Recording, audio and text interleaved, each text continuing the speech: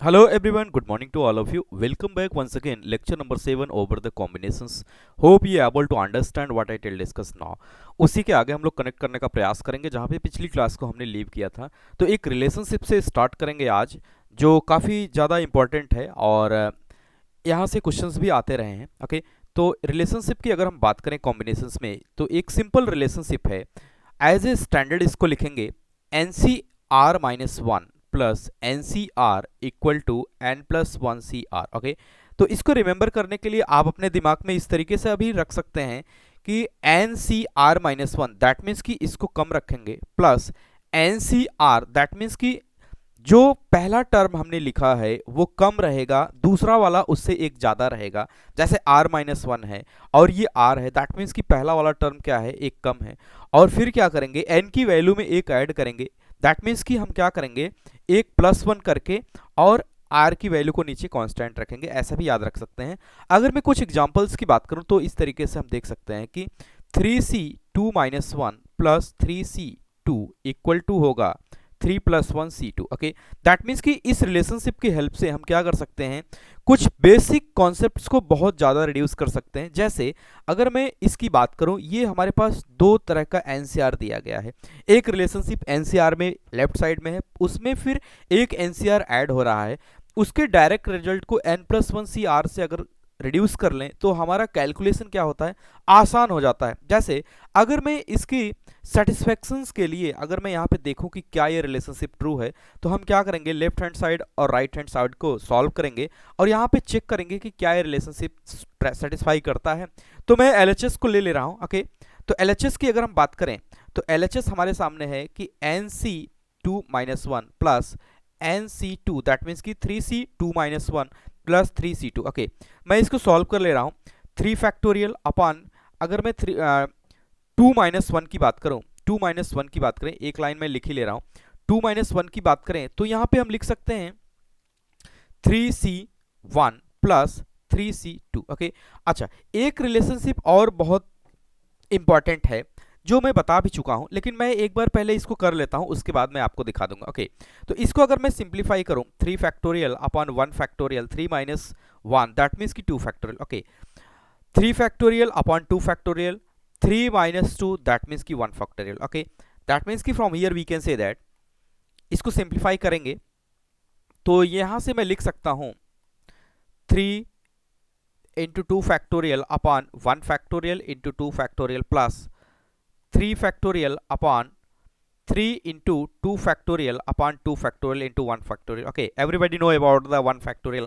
1 factorial is equal to 1. Okay, from here we can say that 3 upon यहाँ से क्या लिखेंगे 1 प्लस 3 अपॉन यहाँ पे क्या लिखेंगे 1, दैट मीन्स कि 3 प्लस 3 इक्वल टू 6। बहुत ही बेसिक, बहुत ही सिंपल। ओके, ये तो डिस्क्रिप्टिव मेथड हो गया कि इसको मैंने सिंप्लीफाई किया। राइट हैंड साइड को अगर मैं सॉल्व करूं, आरएचएस की अगर हम बात करें, आरएचएस में हमारे पास था कि 3 plus one C two. Okay, RHS की अगर हम बात करें तो 3 plus one C two that means कि 4 C two. Okay, from here we can say that 4 factorial upon 2 factorial into 2 factorial. Okay, थोड़ा सा सिंप्लीफाई इसको करेंगे, सिंप्लीफाई करेंगे तो यहां से मुझे मिल जाएगा 4 इंटू 3 इंटू 2 फैक्टोरियल। एक 2 फैक्टोरियल को ऐसे एज इट इज रखेंगे, दूसरे वाले को मैं सिंप्लीफाई कर दे रहा हूं 2 into 1. Okay, that means कि from here we can say that 4 3 is 12 upon 2, that means कि from here also we get 6. Okay, from here we can say that LHS equal to RHS. Okay, LHS equal to RHS equal to यहाँ पे आ गया 6, that means कि from here we can say that, यहाँ से अब मैं ये conclude कर पाया कि 3c2 minus 1, okay,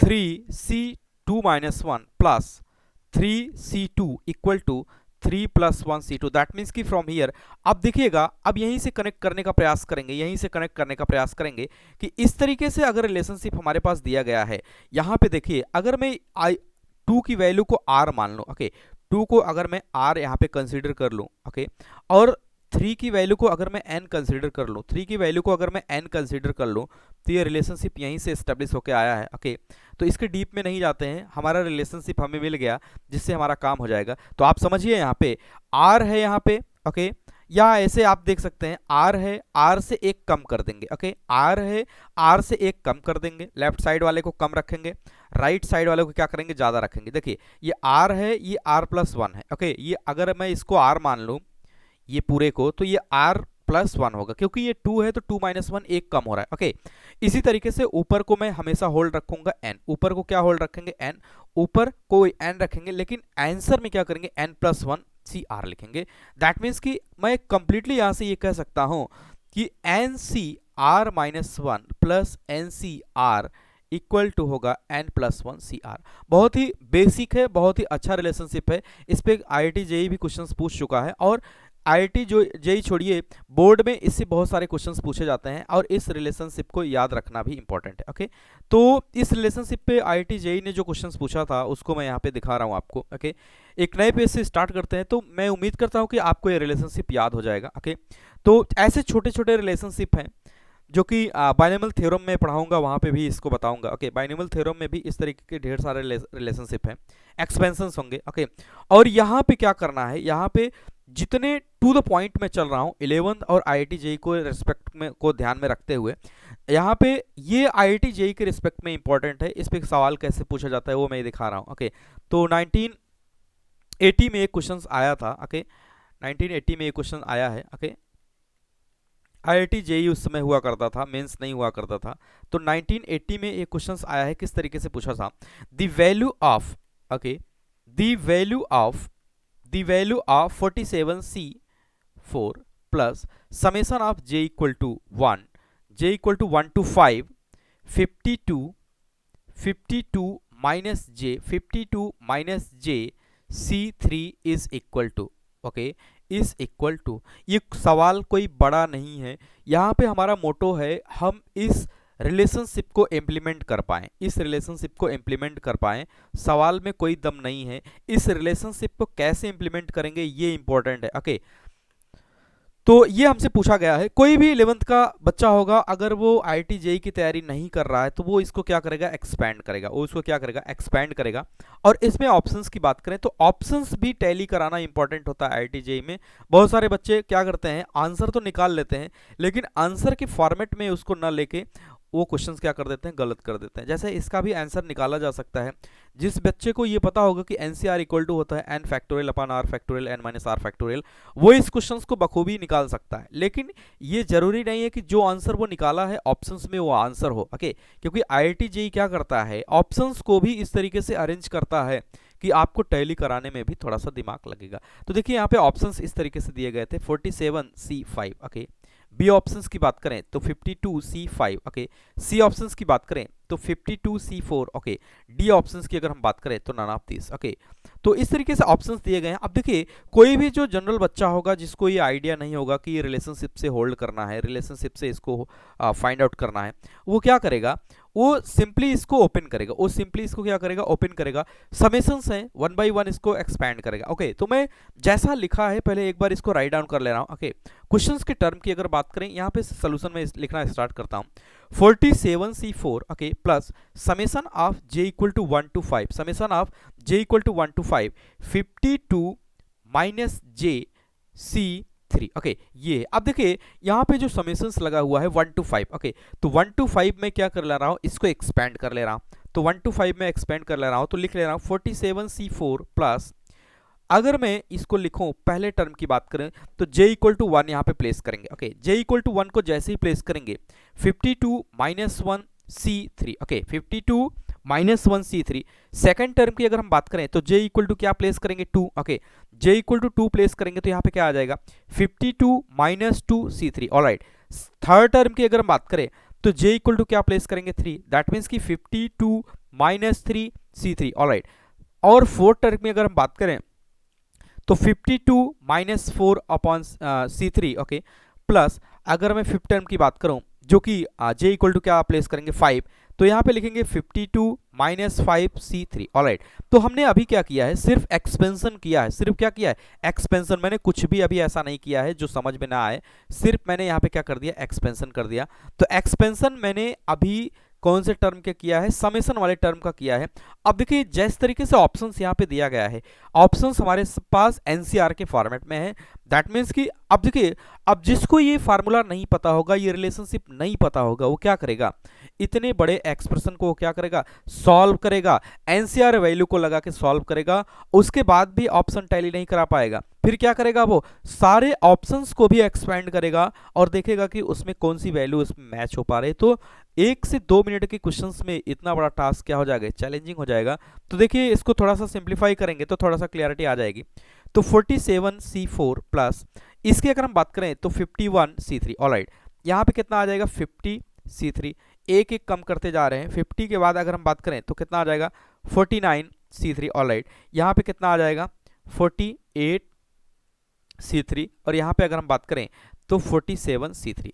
ओके, अब देखिए रिलेशनशिप को यहाँ पे जो मैंने बताया कि किस तरीके से आपको याद रखना है कि एक कम होना चाहिए, आर की वैल्यू में एक कम होना चाहिए और एक ज़्यादा होना चाहिए। आर की वैल्यू एक कम होना चाहिए, एक ज़्यादा होना चाहिए, और ऊपर एन की वैल्यू अगर सेम है, लेफ्ट साइड में अगर मैं बात करूं एलएचएस की बात कर रहा हूं, एक आर अगर ये आर है और दूसरा उसमें से एक कम हो रहा है, कैसे आप इंप्लीमेंट करेंगे, कैसे आपको स्ट्राइक करेगा कि इस फार्मूले को यूज करना है। एक यहाँ पे आर है, दूसरा उससे कम हो रहा है, एक में आर है, दूसरा उससे 1 कम है, और ऊपर क्या है, एन है। दोनों की वैल्यू को अगर ऐड कर रहे हैं तो उसका रिजल्ट मैं डायरेक्ट लिखूंगा n+1, यानी कि जो n की वैल्यू है उसमें हम क्या करेंगे, एक बढ़ा देंगे, सी आर लिख देंगे। ओके, तो आइए ऐसा सर्च करने का प्रयास करते हैं इसमें। तो थोड़ा सा अगर मैं रीअरेंज करूं इसको, मैं थोड़ा सा रीअरेंज करूं, ओके देखिएगा, यानी कि n की वैल्यू को सेम रखना है, n की वैल्यू को सेम रखना है। तो टारगेट करिए, देखिए n की वैल्यू सेम कहाँ पे है, यहाँ पे, n की वैल्यू सेम यहाँ पे है और n की वैल्यू सेम यहाँ पे है। अब फिर मैंने क्या कहा कि एक r मान ले, दूसरा r-1। अगर मैं इसको r मान लूँ 4 को, तो r-1 दैट मीन्स कि 3, और ये दोनों ऐड हो रहे हैं, तो क्या मैं n की वैल्यू में एक ऐड करके, n की वैल्यू में एक ऐड करके सी आर लिख सकता हूं, लिख सकता हूं। तो मैं इसको रीअरेंज करूंगा, मैं इसको क्या करूंगा, रीअरेंज करूंगा। तो मैं यहां पे लिख सकता हूं कि 47C3 पहले कम वाले को लिख दिया, ओके, प्लस 47C4। ओके, अगर मैं इसको r मान लिया तो ये क्या हो जाएगा, r-1, और इसकी वैल्यू को n मान सकते हैं। बाकी रिमेनिंग के जो बचे हुए हैं उसको मैं लिख लेता हूं। रिमेनिंग के क्या बचे हुए हैं, 51। ओके, रिमेनिंग के क्या बचे हुए हैं, 51। तो मैं इसको थोड़ा सा ऐसे लिख रहा हूँ, ओके, ताकि अभी कनेक्ट करने में भी दिक्कत आएगी। 47 के बाद क्या आएगा, 48। ओके, तो 48C3, ओके, 48C3, फिर मैं लिखूंगा 49C3, ओके, फिर मैं लिखूंगा 50C3, फिर मैं लिखूंगा 51C3। ऑलराइट, तो जो रिमेनिंग के 4 टर्म बचे हुए थे, रिमेनिंग के जो 4 टर्म बचे हुए थे उसको मैंने यहाँ पे लिख लिया। ओके, 4 टर्म को, जो 4 टर्म यहाँ पे थे मैंने लिख लिया। ओके, अब देखिए फार्मूला को कनेक्ट करिए। इसमें अगर देखेंगे, इसको अगर देखेंगे तो ये देखिए, अगर मैं इसको r मान लिया तो ये r-1 है, n की वैल्यू सेम है, तो इसके जगह पे NCr-1 plus NCr equal to n+1 CR use कर सकते हैं। तो 47 की जगह हम क्या लिखेंगे, 48C8CR, NCR यूज करना है, NCR यूज करना है। तो R की वैल्यू को मैंने 4 रखा है, R की वैल्यू को मैंने क्या रखा है, 4 रखा है। अब देखिए यहीं पे एक ही लाइन में मैं आंसर दे दूंगा, एक ही लाइन में मैं आंसर दे दूंगा। इन दोनों की जगह मैं एक लाइन और लिख ले रहा हूं, 48C3, ओके, प्लस क्या लिखेंगे, 49C3, ओके, प्लस क्या लिखेंगे, 50C3, प्लस क्या लिखेंगे, 51C3। ऑलराइट, अब देखिए फिर से, अब 48 को अगर मैं n मान लूं, 48 को n मान लो, ओके, और यहाँ पे 3 को क्या मैं मान लूं, 4 को क्या मान लूं, r, 4 को r, तो 4-1 यानी कि 3 हो जाएगा। तो वही रिलेशनशिप किस में लग जाएगा, इसमें लग जाएगा, वही रिलेशनशिप इसमें लग जाएगा। लेकिन 48 की जगह क्या लिखेंगे, 49C क्या लिखेंगे, 4 लिखेंगे। इस तरीके से अब देखिए इसको मैं किस में ऐड करूंगा, इसमें ऐड करूंगा, तो 49 की जगह क्या आ जाएगा, 50, तो इसकी जगह पे क्या आ जाएगा, 50C कितना आ जाएगा, 4, 50C कितना आ जाएगा, 4, और 50 के बाद किसको ऐड करेंगे, 50 के बाद हम यहाँ ऐड करेंगे, 50 के बाद हम ऐड करेंगे किसको, 51, सॉरी 50, अगले टर्म को ऐड करेंगे। ओके, अगर मैं इसको n मान लूं और इसको भी n मान लूं और इसको r मान लूं और इसको r मान लूं और 3 वाले को r-1, तो इससे अब जब रिलेशनशिप बनेगा तो कितना आ जाएगा, 51। दैट मीन्स कि यहाँ से कितना आ जाएगा, 51C4। ओके, इसी तरीके से 51 C4 अगर मैं इसको R मान लूँ तो 51C3 R-1 हो जाएगा। दैट मीन्स कि फ्रॉम हियर अगर मैं इसको इसके साथ ऐड करूंगा, इसको मैं इसके साथ ऐड करूंगा तो हमारे पास क्या मिल जाएगा 52। क्या मिलेगा फाइनल वे में अगर मैं कंक्लूड करूं तो क्या मिल जाएगा 52C4। This will the final answer. Okay, this will the final answer. तो इस तरीके से क्वेश्चंस को हम क्या करते हैं, लॉजिकली हम आंसर तक पहुंच सकते हैं। तो इसका आंसर क्या आएगा 52C4। तो बहुत ही बेसिक है। अभी ये थियोरेटिकल पार्ट है, थियोरेटिकल पार्ट में ऐसा लगता है कि क्वेश्चंस लेट हो रहा है, क्वेश्चंस में टाइम लग रहा है, लेकिन कोई टाइम की बात नहीं है। अभी this is the learning process, this is the learning process. Learning process में समय लगता है, बाकी जब मैं रिवीजन कराऊंगा तो फास्टली रिवीजन कराऊंगा। ओके, तो इस तरीके से देखिए इसकी इंपॉर्टेंस कितनी है कि यहाँ पे इस फार्मूले की हेल्प से हमने क्या कर लिया, ये यूज कर लिया। तो अगर मैं स्टैंडर्ड की बात करूँ तो कौन सा स्टैंडर्ड इसमें यूज हुआ, NCR-1 plus NCR equal to N+1 CR। Okay, board के दृष्टिकोण से भी ये इंपॉर्टेंट है, CBSE भी कई बार इसको पूछ चुका है। ओके, तो इस तरीके से इस रिलेशनशिप को यूज करके हमने क्या किया, अपना काम आसान कर लिया। ओके, उसके आगे अगर मैं चलूं तो ये एक छोटा सा टॉपिक था जिसे मुझे पिछली क्लास में ही कराना था, लेकिन कुछ कारणवश मैंने इसको होल्ड कर दिया था। ओके, अगर मैं नेक्स्ट टॉपिक की बात करूं तो एक इंपॉर्टेंट टॉपिक होता है डिवाइजर्स का। तो आज इस क्लास में हम केवल डिवाइजर्स के बेसिक कॉन्सेप्ट को समझेंगे कि व्हाट इज द डिवाइजर और किस तरीके से इसके क्वेश्चंस पूछे जाते हैं। और अपकमिंग क्लास में इस पे जितने भी क्वेश्चंस हो सकते हैं, जितने भी कॉम्बिनेशन से क्वेश्चंस इस पे बनते हैं डिवाइजर्स पे, वो मैं कराऊंगा। तो एक बेसिक आइडिया आज मैं ले रहा हूं कि व्हाट इज द डिवाइजर्स और किस तरीके से डिवाइजर्स को फाइंड आउट करते हैं, इसका बेसिक लॉजिक क्या होता है डिवाइजर्स की। ओके, तो कॉन्सेप्ट्स की अगर हम बात करें तो आज हमारा कॉन्सेप्ट है डिवाइजर्स का। किसका, डिवाइजर। ओके, तो थोड़ा सा लिखते हैं, बहुत ही बेसिक है, बच्चे लेवल पे इसको divisor, dividend, okay, quotient, reminder ये सब पूछा जाता है। लेकिन जब तक एक क्लियरिटी आपको नहीं रहेगी आप क्वेश्चंस नहीं कर सकते कि what is the divisors, what is the dividend and what is the reminder, okay, what is the quotient. तो एक बेसिक आइडिया होना चाहिए। तो मैं उसी बेसिक आइडिया को इसमें कवर कर ले रहा हूँ और अपकमिंग क्लास में यानी कि लेक्चर नंबर 8 में मैं इस पे क्वेश्चंस करा दूंगा। Okay, write down what is the divisor. तो थोड़ा सा लिखते हैं तो बाकी समझने से ही समझ में आएगा, लिखने से तो समझ में आता नहीं। Okay, divisors, the number that being divided is called the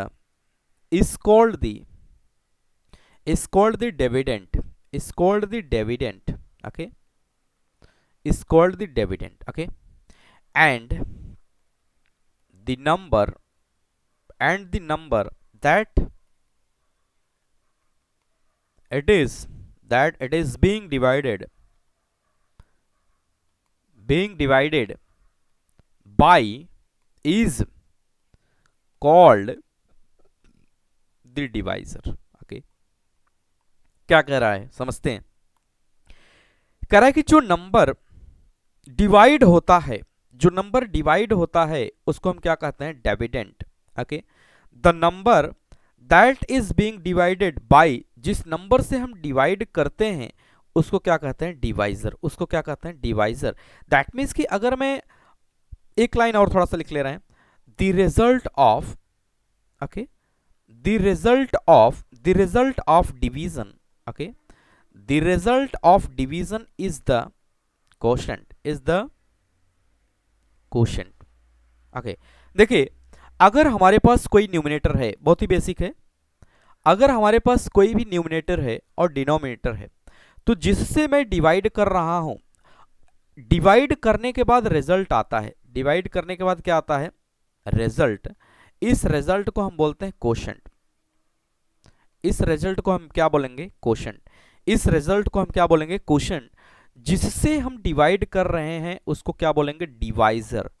जिससे हम डिवाइड कर रहे हैं उसको क्या बोलेंगे, डिवाइजर। जिसमें डिवाइड कर रहे हैं उसको क्या बोलेंगे, डिविडेंड। क्या बोलेंगे, उसको बोलेंगे डिविडेंड। ओके, जिसको हम डिवाइड कर रहे हैं उसको क्या बोलेंगे, डिविडेंड। जिससे हम डिवाइड कर रहे हैं उसको क्या बोलेंगे, डिवाइजर। जो रिजल्ट आएगा उसको क्या बोलेंगे, क्वोशंट। जो रिजल्ट आएगा उसको क्या बोलेंगे, क्वोशंट। ओके, फॉर एग्जाम्पल अगर मैं एक बेसिक बात करूं, ओके, जैसे 10 डिवाइड बाई 2, ओके, तो कितना आएगा 5। 5 क्या है, क्वोशंट। 5 क्या है, क्वोशंट। ओके, 5 क्या है, क्वोशंट। 2 क्या है यहाँ पे, डिवाइजर। जिससे भाग दिया जा रहा है, जिससे डिवाइड किया जा रहा है वो डिवाइजर, ये क्या है, इसकी अगर हम बात करें तो डिविडेंड। क्या है ये? डिविडेंड, यानी कि जिस पे ये डिवाइड किया जा रहा है। ओके, बहुत ही बेसिक है। रिमाइंडर की बात करते हैं तो जो रिमाइंडर बचता है वो, यहाँ पे मुझे इतना डीपली जाने की जरूरत नहीं है कि यहाँ पे भाग की क्रिया को, डिवीजन की क्रिया को समझाया जाए। यहाँ पे ये जो टर्मिनोलॉजी मैं यूज कर रहा हूँ, डिवाइजर, डिविडेंड एंड कोसेंट, ये सिर्फ इसलिए यूज कर रहा हूँ क्योंकि क्वेश्चंस में ऐसा बोला जाएगा कि this is the dividend, this is the divisor, remaining reminder and quotient. अगर इस टर्मिनोलॉजी से आप वाकिफ नहीं है तो आपको दिक्कत हो सकती है कि इसका फील क्या है, इसका मतलब क्या है, कि अगर ये डिविडेंड इतना है, डिवाइजर इतना है, कोसेंट इतना है, तो उसका फील आना जरूरी है। ओके, क्वेश्चंस की अगर हम बात करें तो एक बेसिक आइडिया आपको देने के लिए एक छोटा सा क्वेश्चंस लिखते हैं कि किस तरीके से इस पे क्वेश्चंस आते हैं। ओके, और किस तरीके से अपकमिंग क्लास में मैं क्वेश्चंस लूंगा। जैसे बहुत ही बेसिक क्वेश्चंस होता है कि जैसा कि मुझे पता चल गया कि जिससे हम डिवाइड करते हैं वो क्या होता है, वो होता है अपना डिवाइजर। जिसको डिवाइड करते हैं वो क्या होता है? डिविडेंड। ओके, जिसको डिवाइड करते हैं वो क्या होता है? डिविडेंड होता है। जिसको डिवाइड करते हैं वो क्या होता है? डिविडेंड होता है। ओके, जिसको डिवाइड करते हैं वो क्या होता है? डिविडेंड। और जो आंसर मुझे मिलता है वो क्या होता है? क्वेश्चन। ओके, तो देखिए क्वेश्चन इस पे कैसे आता है। Find divisors of 60। Okay, find divisors of 60। 60 के डिवाइजर्स मुझे बताइए। जैसा कि मैंने बताया कि अगर ये नंबर है 60 तो इसके डिवाइजर नहीं, डिवाइजर्स मुझे चाहिए। दैट मीन्स कि ये जिन जिन नंबर से कंप्लीटली डिविजिबल हो सकता है वो सभी मुझे डिवाइजर्स चाहिए। Question is important. ओके, हमें डिवाइजर नहीं चाहिए 60 का, हमें डिवाइजर्स चाहिए, मेनी नंबर ऑफ डिवाइजर्स चाहिए कि वो कौन कौन से डिवाइजर्स हैं जिससे 60 कंप्लीटली क्या हो जाता है? डिवाइड हो जाता है। तो थोड़ा सा इसीलिए मैंने इसको यहाँ पे लिया है। अगली क्लास में मैं डायरेक्ट क्वेश्चंस लूंगा कि किस तरीके से कॉम्बिनेशंस में क्वेश्चंस इस पे आते हैं। ओके, तो डिवाइजर्स की अगर मैं बेसिक बात करूं, ओके, तो जैसा कि अभी मैंने बताया कि डिवाइजर्स मीन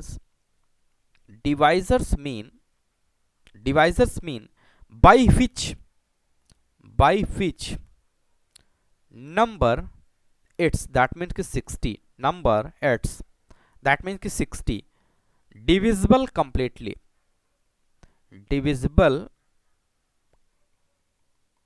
दैट मीन्स कि हमें डिवाइजर्स जो फाइंड आउट करना है कि बाई विच, जिससे वो नंबर क्या हो? कंप्लीटली क्या हो? डिविजिबल हो। कौन? 60, ऐसा मुझे चाहिए।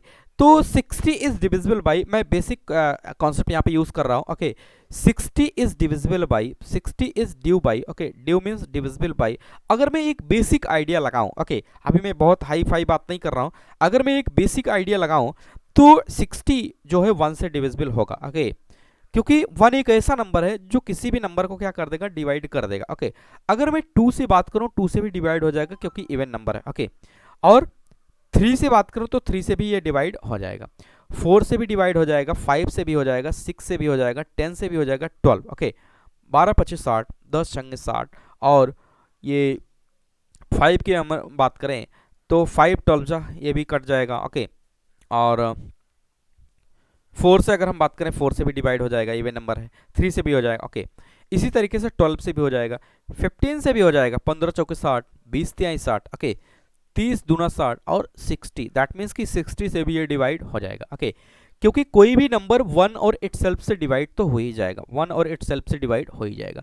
तो इस तरीके से अगर हम बात करें तो ये जो डिवाइजर्स का कॉन्सेप्ट था, अगर मैं केवल एक बेसिक आइडिया की बात करूं, तो 60 is divisible by these numbers। Okay, 60 is divisible by these numbers। अगर इन नंबर से 60 डिविजिबल हो रहा है तो ये नंबर्स क्या हो जाएंगे? इसके डिवाइजर्स हो जाएंगे। इसके क्या हो जाएंगे? डिवाइजर्स। क्योंकि अभी मैंने बताया कि डिवाइजर्स का मतलब ही होता है कि किन किन नंबर से वो नंबर क्या हो रहा है? डिवाइड हो रहा है कंप्लीटली। दैट मीन्स कि 1 से डिवाइड होगा, 2 3 4 5 6 10 12 15 20 30 एंड 60। और अगर हम देखें तो ये किसी भी नंबर से डिवाइड नहीं होगा। तो देखिए अब यहाँ पे समझने वाली बात क्या है कि ये तो बहुत ही बेसिक है, कोई भी बच्चा कर सकता है कि धीरे धीरे वो क्या कर लेगा? फाइंड आउट कर ले जाए।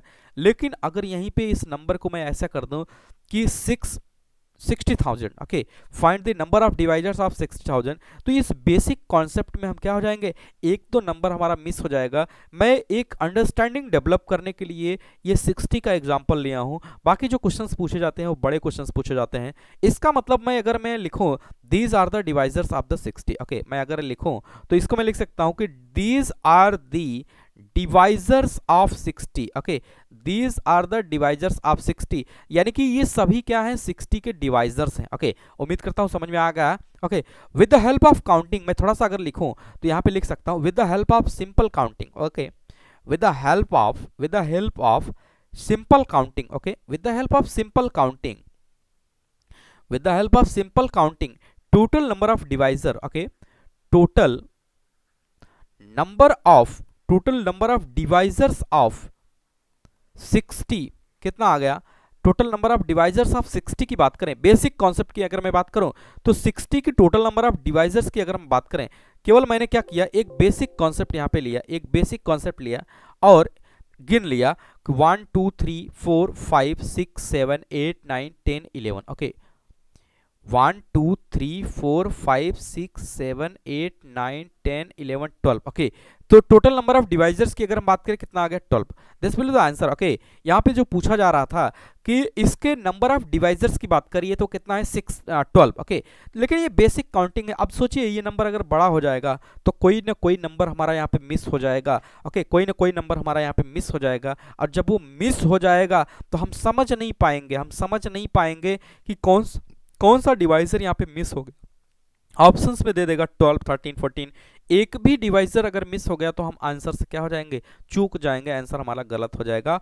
अच्छा, इन दीज केस में अगर हम बात करें, इन 12 में अगर बात करें, इन 12 में अगर मैं लिखूं in this case, okay, in this case 1 and itself also, in this case okay 1 and itself means कितना, 60, 1 एंड इटसेल्फ, दैट मीन्स कि अगर ये जो 12 केस आए हैं तो इसमें आप देखिए 1 और इटसेल्फ भी इसमें शामिल है, 1 एंड और इटसेल्फ, दैट मीन्स कि 60। This is not the proper divisors. अब देखिए कोई भी नंबर का डिवाइजर अगर मैं निकालूंगा तो 1 से डिविजिबल तो होगा ही होगा, क्योंकि कोई भी नंबर अपने 1 से डिविजिबल होगा ही होगा, कोई भी नंबर 1 से डिविजिबल होगा ही होगा। अगर वो 1 से डिविजिबल हो रहा है तो ठीक है, एक डिवाइजर ये हो जाएगा, और कोई भी नंबर इटसेल्फ से भी डिवाइड होगा, कोई भी नंबर इटसेल्फ से भी डिवाइड होगा, दैट मीन्स कि each and every number will be divisible by 1 and itself। that means कि अगर मैं प्रॉपर डिवाइजर्स की बात करूं तो 1 और itself को मुझे क्या करना पड़ेगा, छोड़ना पड़ेगा, क्योंकि किसी भी नंबर के अगर मैं डिवाइजर्स की बात करूंगा तो उसमें 1 और itself ऑलरेडी होगा, और कोई भी नंबर 1 और itself से डिविजिबल होगा ही होगा। तो क्या ये प्रॉपर डिवाइजर हुआ? नहीं, प्रॉपर डिवाइजर्स के लिए 1 और itself को छोड़ के हम बात करेंगे। ओके, तो मैं यहां पे अगर लिखूं तो in this case 1 and itself 60 is also be included. Okay, is also be included. Okay, तो ये अब हमें समझ के चलना पड़ेगा, ये भी इसमें क्या है, इंक्लूडेड है, इज एक्सक्लूडेड नहीं है। तो नंबर ऑफ प्रॉपर डिवाइजर्स की अगर हम बात करें, ओके, तो hence from here number of, okay, number of proper divisors की अगर हम बात करें, नंबर ऑफ प्रॉपर डिवाइजर्स की अगर हम बात करें तो 12 माइनस कितना कर देंगे, 2, 12 माइनस 2 दैट मीन्स कि 10। ओके, तो देखिए अब जैसा क्वेश्चन हमसे पूछा जाएगा ऐसा वैसा आंसर भी देना पड़ेगा। इस 2 में क्या रहता है, 1 एंड इटसेल्फ, क्या रहता है, 1 एंड इटसेल्फ, क्योंकि हमने इसको भी काउंट करके रखा है, इसको रिड्यूस कर देंगे। अगर यहीं पे सिर्फ ये पूछे, देखिए नंबर ऑफ प्रॉपर डिवाइजर्स पूछेगा कितना आएगा, 10, लेकिन अगर पूछ ले कि number of total divisors, number of या टोटल नंबर ऑफ डिवाइजर्स की अगर हम बात करें, ओके, ऐसा लिख दें कि total number of divisor, okay, total number of divisor of 60, divisors of 60, तो इसका आंसर कितना आएगा, 12। दैट मीन्स कि 1 और इटसेल्फ को भी इसमें इंक्लूड करना पड़ेगा। तो ये बेसिक लॉजिक है, ये बेसिक कॉन्सेप्ट है जिसको मुझे ध्यान में रखना पड़ेगा, अगर इसको ध्यान में नहीं रखेंगे तो दिक्कत हो जाएगी। ओके, तो आज के लिए इतना ही रखते हैं। उम्मीद करते हैं ये समझ में आ गया होगा कि किस तरीके से डिवाइजर्स के कॉन्सेप्ट को हम लोग डेवलप करते हैं। अगले क्लास में मैं जब भी आऊँगा तो एक बड़ा क्वेश्चन लेके आऊँगा, जिस पे हम लोग ये देखने का प्रयास करेंगे कि किस तरीके से डिवाइजर्स पे क्वेश्चंस पूछे जाते हैं, किस तरीके से डिवाइजर्स पे क्वेश्चन पूछे जाते हैं। ओके, और प्लेलिस्ट को चेक करना ना भूलिए। ओके, प्रॉपर प्लेलिस्ट बनी हुई है, डिस्क्रिप्शन को चेक करेंगे तो थोड़ी देर बाद मैं इसमें पीडीएफ नोट्स को प्रोवाइड कर देता हूं। ओके, तो उम्मीद करता हूं समझ में आ गया होगा, और मिलते हैं नेक्स्ट क्लास में एक बड़े क्वेश्चंस के साथ लेके आऊंगा जो कि आईआईटी जेईई का फेवरेट होता है, और वो डिवाइजर्स पे ही होता है। वो किस पे होता है? डिवाइजर्स पे ही होता है। इस पे मैं कराऊंगा क्वेश्चंस, काफ़ी अच्छे क्वेश्चंस होते हैं। यहाँ पे आज मैंने सिर्फ इतना आपको बताया कि व्हाट इज द डिवाइजर्स, और डिवाइजर्स को कैसे बेसिक काउंटिंग के हेल्प से हम फाइंड आउट करते हैं, क्या क्वोशेंट होता है, क्या रिमाइंडर होता है, और क्या डिविडेंड होता है। अगली क्लास में जब भी मैं आऊँगा वहाँ पे मैं क्वेश्चंस कराऊंगा किस तरीके से डिवाइजर्स पे क्वेश्चंस कॉम्बिनेशंस को लेके पूछे जाते हैं, कितने वेराइटी ऑफ क्वेश्चंस हैं वो मैं कराऊंगा। ओके, तो मिलते हैं नेक्स्ट क्लास में, तब तक के लिए बाय बाय, थैंक यू।